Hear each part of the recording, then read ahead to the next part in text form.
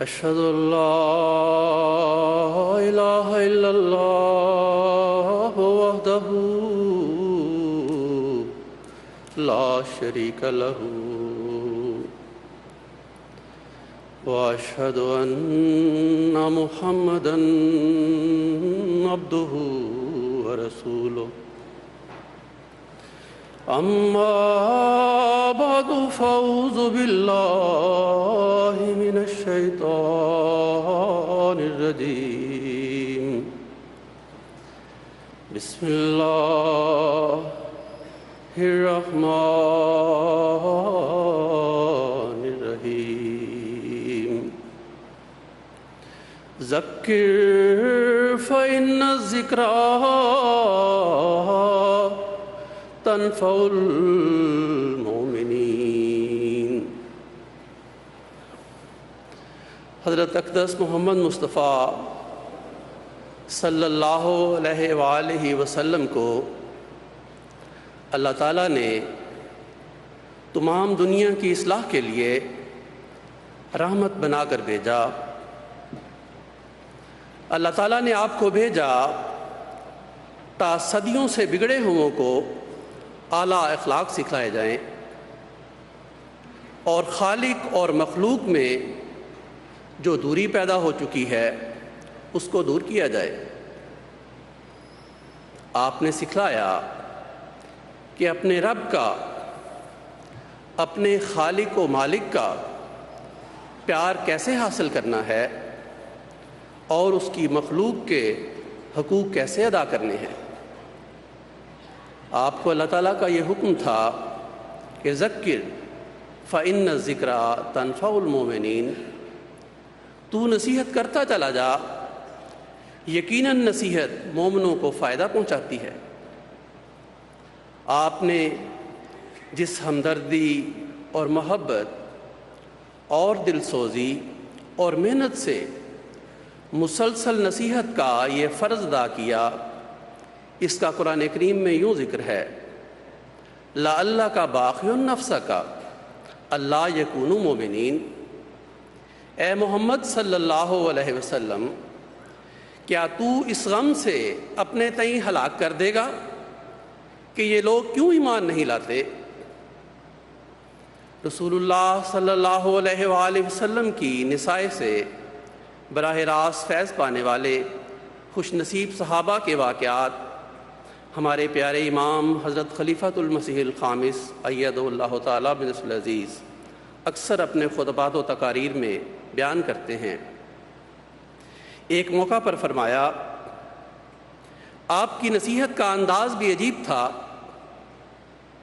آپ کو اللہ تعالیٰ کا یہ بھی حکم تھا کہ نرمی اور پیار سے اپنے ماننے والوں سے سلوک کرنا ہے۔ اس لیے آپ نے اپنوں یعنی اپنے قریبی عزیزوں، بچوں سے بھی سمجھانے کے لیے نرمی اور محبت اور شفقت کے سلوک فرمائے، اور امت کے دوسرے افراد سے بھی، اپنے صحابہ سے بھی، اور ہمیشہ اس حکم کو مد نظر رکھا کہ تیرا کام نصیحت کرنا ہے، آرام سے نصیحت کرتا چلا جا۔ اور ایک اعلیٰ معلم کا یہی نمونہ ہونا چاہیے۔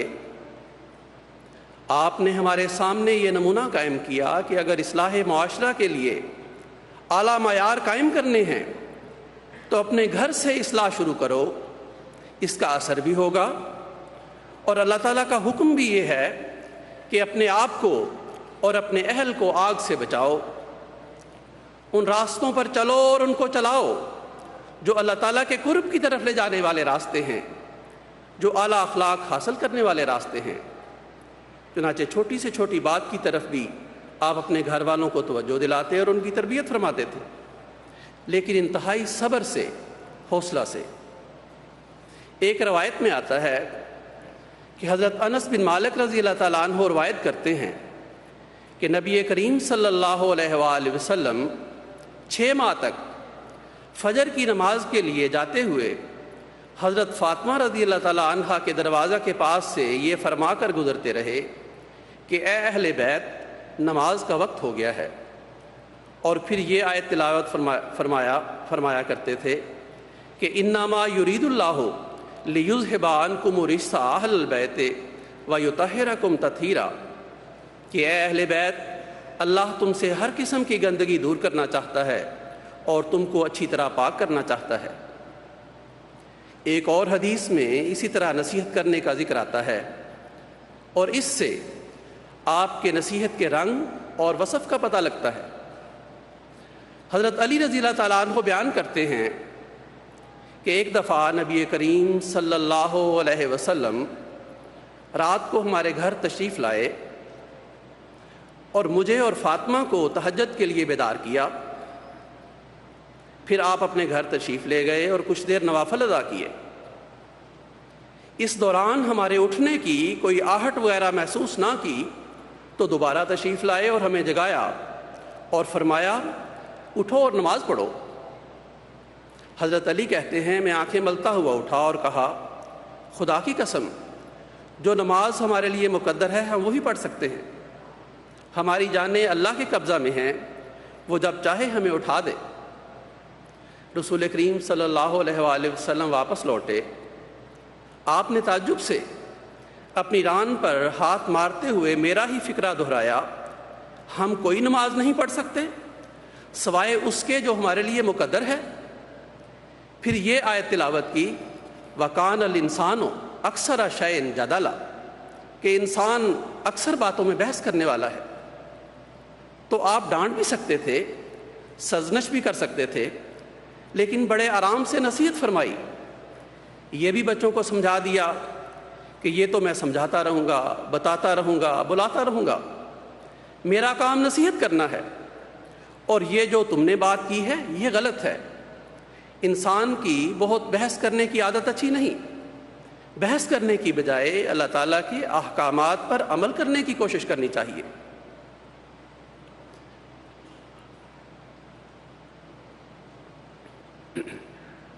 آپ نے اپنے گھر میں بیویوں اور بیٹیوں اور گھر میں کثرت سے آنے جانے والے بچوں اور نوجوانوں جیسے حضرت علی، حضرت زید، حضرت حسن، حضرت حسین، حضرت اسامہ، حضرت انس، حضرت عبداللہ بن عمر، حضرت عبداللہ بن عباس، عبداللہ بن زبیر رضی اللہ تعالیٰ عنہم وغیرہ کی نہایت شفقت اور محبت اور دعاؤں سے ایسی تربیت کی کہ وہ آنے والی نسلوں کے لیے روشنی کے مینار بن گئے۔ لیکن اس ساری تعلیم و تربیت کے دوران آپ نے نہ کبھی کسی پر ہاتھ اٹھایا، نہ کبھی غصہ میں گھر میں کسی کو ڈانٹا۔ خاص طور پر بیویوں کے احترام کا اور تعلیم و تربیت کا ایسا ماحول پیدا کیا کہ چند سال میں ہی عرب کے معاشرہ میں عورت کو وہ عزت حاصل ہو گئی کہ آپ کے بعض عالی شان صحابہ بعض الجھے ہوئے مسائل کو حل کرنے کے لیے آپ کی بیویوں سے رائے لیا کرتے تھے۔ آپ کے حسن خلق اور اخلاق کریمانہ کا نتیجہ تھا کہ آپ کی بیویوں نے آپ کے گھر کی سادہ اور غریبانہ زندگی کے مقابل پر دنیا کی زیب و زینت اور مال و متاع کی ہر طرح کی پیشکش کو ٹھکرا دیا، اس لیے کہ آپ کا گھر آپ کے اس قول کی عملی تصویر تھا خیرکم خیرکم لأہلہ وأنا خیرکم لأہلی، یعنی کوئی خواہ کتنے ہی بڑے عہدے پر کیوں نہ پہنچ جائے، سب سے بہترین وہ ہے جو اپنے اہل و عیال کے لیے اچھا ہے، اور گھر والوں سے بہترین سلوک میں میرا طرز عمل تم میں سے سب سے بہترین ہے۔ حضرت اقدس محمد مصطفیٰ صلی اللہ علیہ وآلہ وسلم کے طرز زندگی اور طرز عمل اور طرز گفتگو میں وہ بات تھی کہ اللہ تعالیٰ نے فرمایا اِنَّكَ لَعَلَىٰ خُلُقٍ عظیم کہ تو سب سے عظیم اخلاق پر قائم ہے۔ آپ کے اعلیٰ ترین اخلاق اور گریہ ازاری سے کی جانے والی دعاؤں اور گہری اور ہمدردانہ مسلسل نصیحت کا نتیجہ تھا کہ دلوں میں اور گھروں میں اور اسلامی معاشرہ کے عام ماحول میں پاک تبدیلیاں پیدا ہوتی چلی جاتی۔ آپ کے حسن خلق میں ایسی دلکشی تھی، ایسا نور تھا جو دلوں کو مسخر کرتا۔ صحابہ رضوان اللہ علیہم بیان کرتے ہیں کہ آپ نہایت ہمدرد، نرم مزاج اور حلیم الطبع تھے، ہر مسلمان سے مہربانی سے پیش آتے۔ آپ فرمایا کرتے تھے کہ نرمی کا اختیار کرنا معاملات کو خوبصورت بنا دیتا ہے، اور جس سے نرمی نکال لی جائے وہ معاملہ بدصورت ہو جاتا ہے۔ ایک صحابی بیان کرتے ہیں کہ ایک دفعہ ایک جنگ کے موقع پر بھیڑ کی وجہ سے میرا پاؤں آپ کے پاؤں پر جا پڑا۔ میرے سخت جوتے کی وجہ سے آپ کو شدید تکلیف ہوئی۔ آپ نے اپنی چھڑی سے یہ کہتے ہوئے میرا پاؤں پرے ہٹایا کہ بسم اللہ، تم نے میرا پاؤں زخمی کر دیا ہے، جس سے مجھے بہت ندامت ہوئی۔ ساری رات بہت پریشان رہا۔ اگلے دن کسی نے مجھے نام لے کر پکارا کہ حضور صلی اللہ علیہ وآلہ وسلم تمہیں بلا رہے ہیں۔ میں شدید گھبراہٹ میں آپ کی خدمت میں حاضر ہوا کہ شاید اب سزا ملے گی، لیکن آپ نے کمال شفقت سے فرمایا، کل میں نے اپنی چھڑی سے تمہارے پاؤں کو ہٹایا تھا، مجھے اس کا بہت افسوس ہے۔ یہ 80 بکریوں کا تحفہ ہے، لے لو اور یہ بات دل سے نکال دو۔ آپ کے حسن خلق کی شہرت سن کر دور دور سے لوگ، خاص طور پر نوجوانوں کے گروہ مختلف علاقوں سے آ کر کئی دن مدینہ میں قیام کرتے اور آپ کے ساتھ نمازیں ادا کرتے اور قرآن کریم اور علم و حکمت سیکھتے۔ وہ سب یہی بیان کرتے ہیں کہ آپ نہایت حلیم الطبع اور نرم دل اور شفقت سے تربیت کرتے تھے۔ آپ کی باتوں میں ایسی تاثیر تھی کہ صحابہ آپ کی محبت اور رضامندی اور دعا حاصل کرنے کے لیے دیوانہ وار آپ کی ہر بات پر عمل کرنے کے لیے بےتاب رہتے اور نمازیں ادا کرنے اور روزے رکھنے اور صدقہ و خیرات کرنے میں ایک دوسرے سے مقابلے کرنے لگتے۔ بعض اوقات رسول اللہ صلی اللہ علیہ وآلہ وسلم کو انہیں یہ بھی سمجھانا پڑتا کہ میانہ روی اختیار کرو، تمہارے جسم کا بھی تم پر حق ہے، تمہاری آنکھ کا بھی تم پر حق ہے، تمہاری بیوی اور اہل و عیال کا بھی تم پر حق ہے۔ آپ کے صحابہ ہر روز اس جستجو میں رہتے کہ آپ رات کے اندھیروں میں اٹھ کر اپنے رب سے کیسے راز و نیاز کیا کرتے ہیں۔ چنانچہ حضرت عبداللہ بن عباس رضی اللہ تعالیٰ عنہ رشتہ داری کی وجہ سے بعض اوقات آپ کے گھر آ کر اس لیے سو جاتے کہ دیکھیں کہ آپ رات کو کس طرح بیدار ہو کر نماز تہجد ادا کرتے ہیں۔ خصوصاً آپ کا صبح کے وقت تلاوت قرآن کریم کرنا آپ صلی اللہ علیہ وآلہ وسلم کی ایسی دلکش سنت تھی کہ صحابہ کو یہ ادائیں بہت ہی پیاری لگتیں، اور اس پر بعض نے یہ اشعار بھی کہے، وَفِينَا رَسُولُ اللَّهِ يَتْلُو كِتَابَهُ اِذًا شَكَّ مَعْرُوفٌ مِّنَ الْفَجْرِ سَاطِعُ۔ ہمارے اندر اللہ تعالیٰ کا وہ رسول ہے جو کہ ایسے وقت میں اٹھ کر قرآن کریم پڑھتا ہے اور اس کی تلاوت کرتا ہے جب صبح کو پاؤں پھوٹتی ہے۔ ارانا الہدا بعد الاما فقلوبنا بہی موقنات انما قالا واقع۔ اس نے ہم کو اندھے پن کے بعد سیدھا راستہ دکھا دیا۔ اسی کی برکت ہے کہ ہمارے دل اس یقین سے پر ہیں کہ جو بھی وہ بات کہتا ہے وہ لازماً پورا ہو کر رہنے والی ہے۔ یبیتو یجافی جنبہ عن فراشہ اذا استثقلت بالمشرکین مضاجع۔ وہ اس طرح رات بسر کرتا ہے کہ اس کا پہلو رات کا اکثر حصہ اپنے بستر سے جدا ہوتا ہے، جبکہ مشرکوں پر ان کے بستر بہت بھاری ہو رہے ہوتے ہیں۔ رات کی تنہائیوں میں دیر تک اللہ تعالیٰ کے حضور کھڑے دعائیں کرنا آپ صلی اللہ علیہ وآلہ وسلم کے اسوہ حسنہ کا ایسا حصہ ہے جو ابتدا سے آپ کی زندگی کا لازمی جز تھا۔ اس لیے بھی کہ اللہ تعالیٰ کا آپ کو یہ حکم تھا کہ اِنَّ ناشئۃ اللیل ہی اشد وطئا واقوم قیلا، یعنی اندھیری راتوں کی دعائیں نفسانی جذبات کو قابو میں رکھنے میں مدد دیتی ہیں اور اس سے نصیحت اور باتوں میں اثر پیدا ہوتا ہے۔ آپ جو اپنی بیویوں اور بچوں اور صحابہ کے اعلیٰ اخلاق دیکھنا چاہتے تھے، اس کا ذکر کرتے ہوئے حضرت خلیفۃ المسیح الخامس ایدہ اللہ تعالی بن نصر العزیز نے ایک موقع پر فرمایا، حضرت عائشہ سے روایت ہے کہ میں نے رسول اللہ صلی اللہ علیہ وآلہ وسلم سے حضرت صفیہ رضی اللہ تعالیٰ عنہ کے بارے میں چھوٹے قد کی طرف اشارہ کرتے ہوئے مذاق کیا کہ یا رسول اللہ، آپ کو صفیہ کے بارے میں یہ باتیں ہی کافی ہیں۔ ان کے چھوٹے قد پر طنز کیا۔ اس پر رسول اللہ صلی اللہ علیہ وآلہ وسلم نے فرمایا کہ یہ ایک ایسا کلمہ ہے کہ اگر یہ سمندر میں ملا دیا جائے تو اس کو بھی مقدر کر دے۔ تو آپ نے بڑے آرام سے ان کو یہ سمجھایا کہ میرے سے قریبی تعلق رکھنے والوں کے معیار اخلاق بہت اونچے ہونے چاہیے۔ اس چھوٹی سی مذاق میں کی گئی بات کو، گو اس میں طنز بھی شامل تھا، عام طور پر معمولی سمجھا جاتا ہے، لیکن آپ نے اس کا بھی نوٹس لیا، کیونکہ جس کے بارے میں بات کی جا رہی ہے جب اس کو پہنچتی ہے تو اس کے لیے تو وہ بہت بڑی بات بن جاتی ہے۔ تو آپ نے طنز سے کراہت کا اظہار بھی فرما دیا، بات کرنے والے کو بڑے اچھے انداز میں اس طرف توجہ بھی دلا دی کہ جس کو تم مذاق سمجھ رہی ہو، یہ اتنی بڑی بات ہے جس سے معاشرے میں فساد پیدا ہو جاتے ہیں، اور میرے قریبیوں کے اخلاق کے معیار اتنے اونچے ہونے چاہیے کہ کبھی ذرا سی بھی ایسی بات نہ ہو جس سے کسی بھی قسم کا جھگڑا پیدا ہو۔ اور مثال دے کر یہ فرمایا کہ یہ بظاہر چھوٹی باتیں ہیں جو اپنے اندر اتنا گند لیے ہوئے ہیں کہ سمندر کا پانی جس کی انتہا نہیں ہوتی، اس میں بھی اگر اس گند کو ڈالا جائے تو اس کو بھی یہ خراب کر دے۔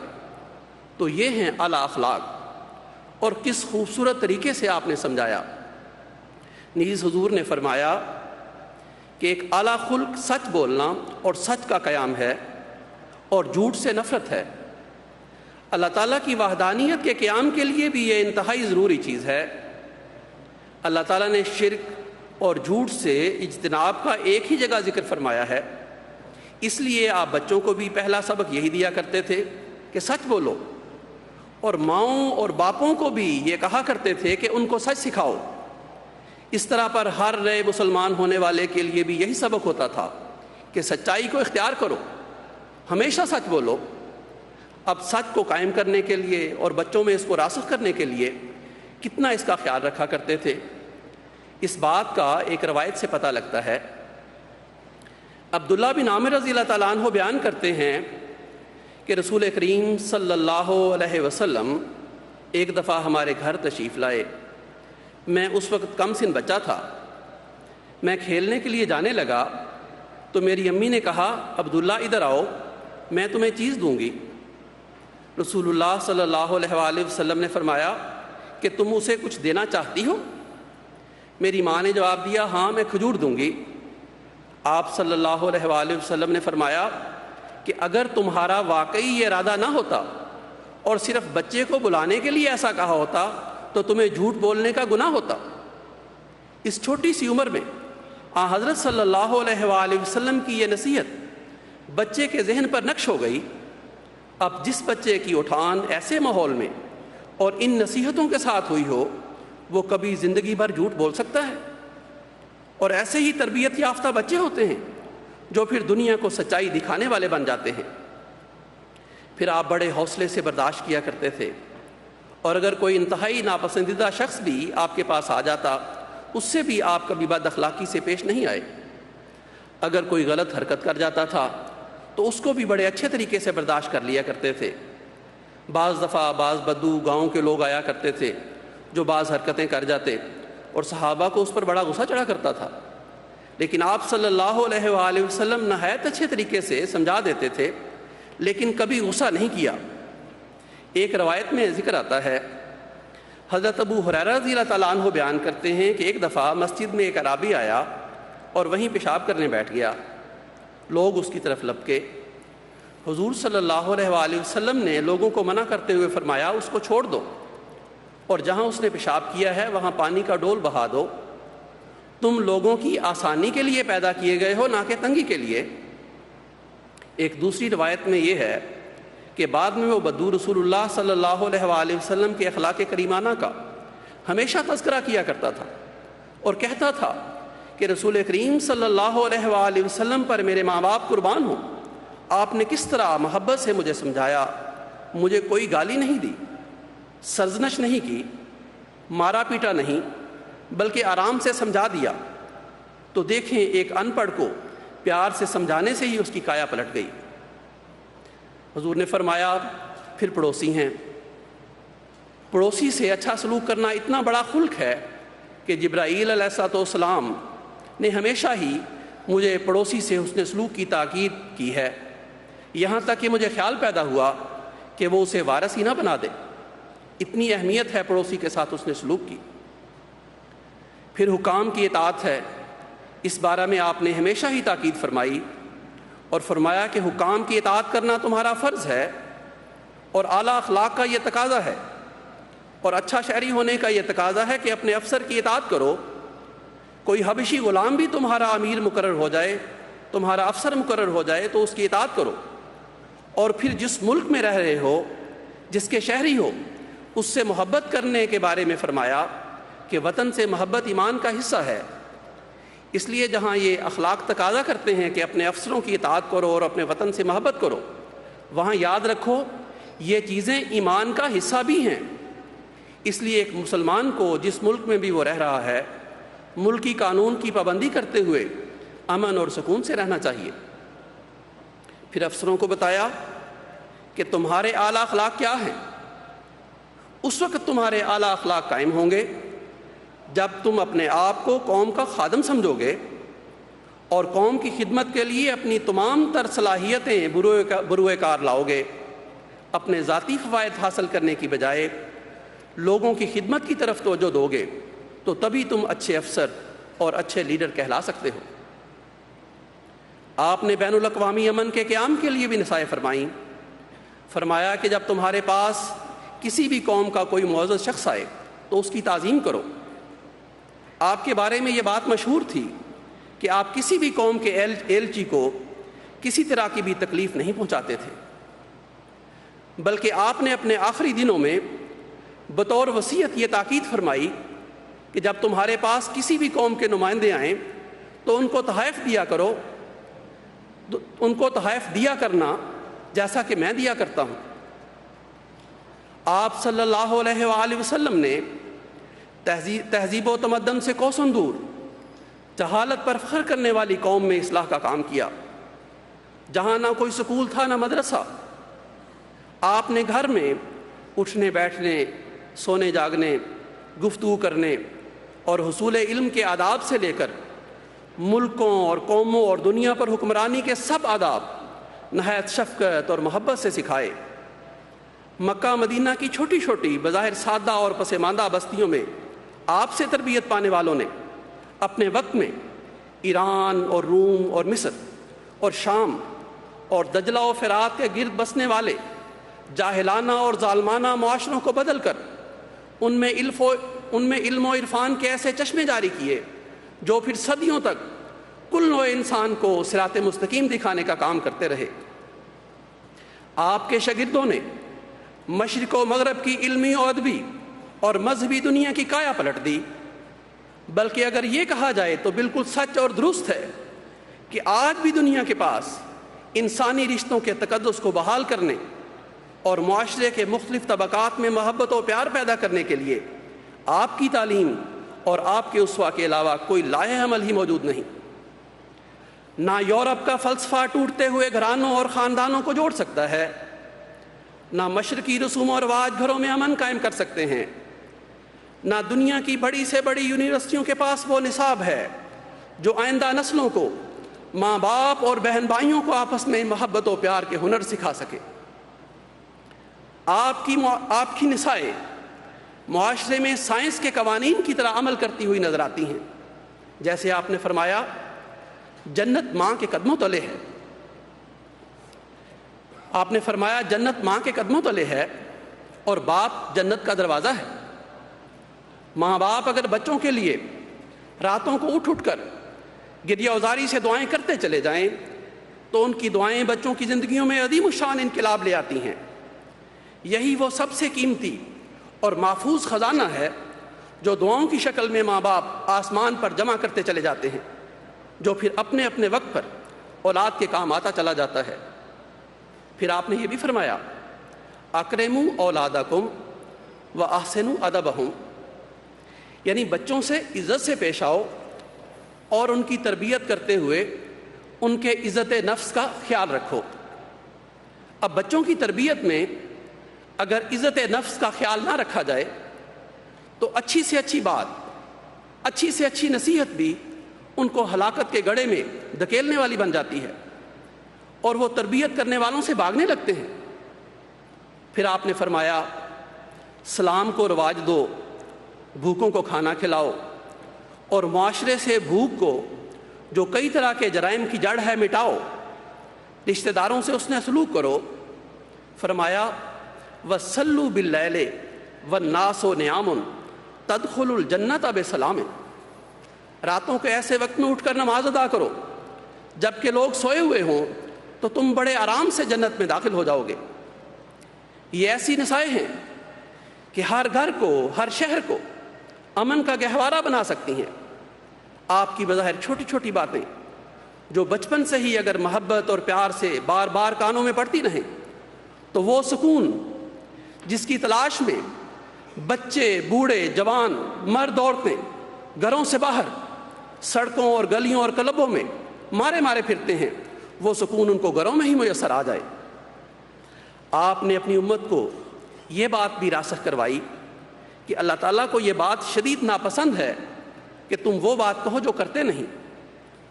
آپ جن نیک کاموں کی نصیحت کرتے تھے ان پر خود نہایت خوبصورتی کے ساتھ عمل کرتے۔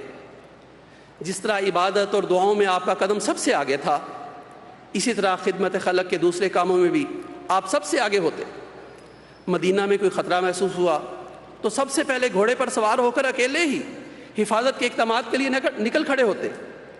مسجد نبوی کی تعمیر اور جنگ احزاب کے موقع پر خندق کی کھدائی میں آپ سب لوگوں کے ساتھ مل کر اس طرح وقار عمل کرتے رہے کہ آپ کا جسم مبارک بھی گرد و غبار سے اٹھ جاتا۔ گو عام حالات میں آپ کا یہ ارشاد تھا کہ النظافۃ من الایمان، کہ صفائی بھی ایمان کا حصہ ہے، اور اس قدر اہتمام تھا کہ صحابہ بیان کرتے ہیں کہ آپ کے پسینہ سے بھی خوشبو آتی، اور آپ کوئی ایسی چیز نہیں کھاتے تھے جس سے منہ سے بو آئے۔ کبھی صحابہ کے ساتھ نہایت بے تکلفی کے ساتھ تشریف فرما ہوتے اور سوالات پوچھ کر بات ذہن نشین کرواتے۔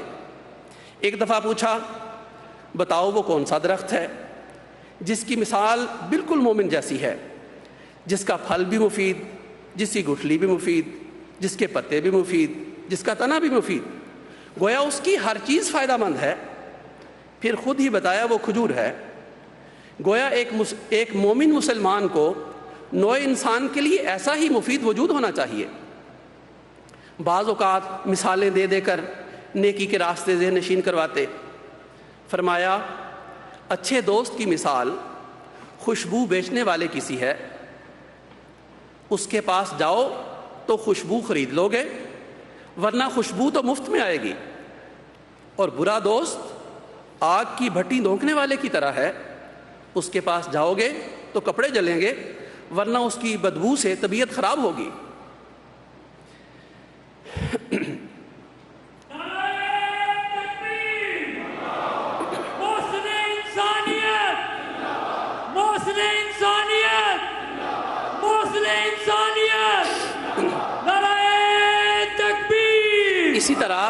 اسی طرح فرمایا 5 نمازوں کی مثال اس نہر کی ہے جو کسی کے گھر کے آگے بہتی ہو اور وہ اس میں 5 وقت نہائے، کیا ایسے شخص کے جسم پر کوئی میل باقی رہ جائے گی؟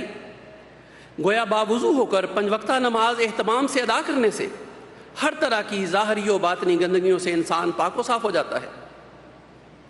5 نمازوں کی تو ساری عمر بہت یاد دہانی کروائی، اپنے قول سے بھی اور عمل سے بھی، حتیٰ کہ آخری ایام میں جب کہ چلنا مشکل تھا، 2 صحابہ کے کندھوں پر ہاتھ رکھے ہوئے پاؤں زمین پر گھسٹتے جاتے ہیں، مگر نماز باجماعت کے لیے مسجد میں جاتے ہیں۔ یہ بھی نماز باجماعت کے قیام کے لیے نصیحت کا انداز تھا۔ اور وہ جو آپ فرمایا کرتے تھے کہ قرۃ عینی فی الصلاۃ، کہ نماز میری آنکھوں کی ٹھنڈک ہے، اللہ تعالیٰ نے بھی اس پاکیزہ جذبے کا کیسا اجر دیا۔ زندگی کے آخری لمحات میں جب کہ نماز کے لیے نکلنا بالکل ہی ناممکن ہو گیا، تو گھر کا پردہ اٹھا کر مسجد کو دیکھا۔ آپ صلی اللہ علیہ وآلہ وسلم کے جانثار صحابہ نماز میں مصروف تھے، آپ کے جانثار صحابہ نماز میں مصروف تھے۔ خدا نے آپ کی آنکھیں کیسی ٹھنڈی کی۔ میرے دوستو، جماعت احمدیہ کا خمیر بھی اسی پاک مٹی سے گوندا گیا ہے۔ حضرت مسیح موعود علیہ السلام اور آپ کے خلفاء جس محبت سے حضرت اقدس محمد مصطفیٰ صلی اللہ علیہ وآلہ وسلم اور آپ کی پاکیزہ سیرت کی بار بار یاد دہانی کرواتے چلے جاتے ہیں۔ اسی کی برکت ہے کہ آج ہر احمدی کی یہی خواہش ہوتی ہے کہ جب وہ دنیا سے رخصت ہو تو اس کی اولاد 5 وقتہ نماز کی پابند ہو۔ ماں باپ میں سے ہر ایک کی تمنائیں اپنی آئندہ نسلوں کے لیے خدا سے یہ دعائیں مانگتی ہیں، یہ ہو میں دیکھ لوں تقویٰ سبھی کا، جب آئے وقت میری واپسی کا۔ یہ کیسے ممکن ہے؟ اس کا طریق بھی حضرت اقدس مسیح موعود علیہ الصلوۃ والسلام نے اپنے بے شمار تجربات کی روشنی میں یوں بیان کیا ہے۔ فرماتے ہیں، ہم جب انصاف کی نظر سے دیکھتے ہیں تو تمام سلسلہ نبوت میں سے اعلیٰ درجہ کا جوان مرد نبی اور زندہ نبی اور خدا کا اعلیٰ درجہ کا پیارا نبی صرف ایک مرد کو جانتے ہیں، یعنی وہی نبیوں کا سردار، رسولوں کا فخر، تمام مرسلوں کا سرتاج، جس کا نام محمد مصطفیٰ و احمد مجتبیٰ صلی اللہ علیہ وسلم ہے، جس کے زیر سایہ 10 دن چلنے سے وہ روشنی ملتی ہے جو پہلے اس سے 1000 برس تک نہیں مل سکتی تھی۔ نیز فرماتے ہیں، اگر خواہی نجات از مستی نفس بیادر ذیل مستان محمد صلی اللہ علیہ وسلم، یعنی اگر نفسانی حجابوں سے نجات چاہتے ہو، اگر نفس کے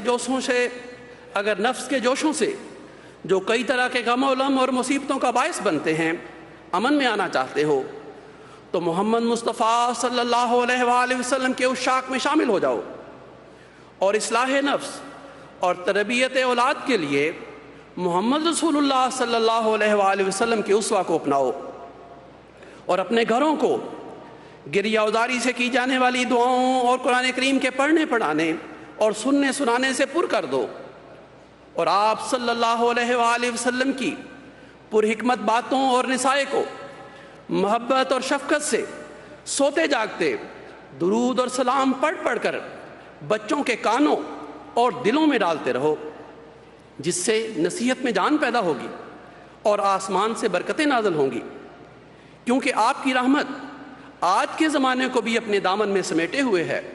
اسی لیے حضرت اقدس مسیح موعود علیہ الصلوۃ والسلام کو بار بار یہ الہام ہوا، کلو برکت من محمد صلی اللہ علیہ وسلم، یعنی ہر یک برکت محمد صلی اللہ علیہ وآلہ وسلم کے طفیل سے اور ان کے توسط سے ہے۔ اللہم صلی علی محمد وعلی آل محمد کما صلیت علی ابراہیم وعلی آل ابراہیم انک حمید مجید۔ اللہم بارک علی محمد وعلی آل محمد کما بارکت علی ابراہیم وعلی آل ابراہیم انک حمید مجید۔ السلام علیکم۔